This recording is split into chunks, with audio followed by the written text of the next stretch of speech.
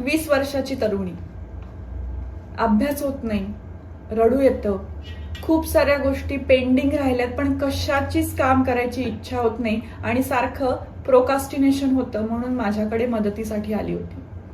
अर्थात वैद्यकीय मदत द्यावी लागली आणि नंतर 2 महिन्यांनी आम्ही जेव्हा समुपदेशनासाठी बसलो तेव्हा एक महत्वाची गोष्ट तिने नमूद केली, ती म्हणजे ती म्हणाली, मी किशोरवयीन अवस्थेत असताना माझी आई डिप्रेशनमध्ये होती आणि मला कळत नव्हतं की आईला काय झालंय. मला एवढंच कळत होतं की तिच्या वागण्यात बदल झालाय. आधीसारखी बघत नाहीये माझ्याकडे, मला जवळ घेत नाहीये, माझ्याशी बोलत नाहीये, असं वाटायचं ना माझी किंमतच नाहीये हिला. आणि आई सारखी एका अंधारात बसलेली असायची, पप्पांवरती चिडचिड करायची. मला कळायचं नाही ही का चिडतीये.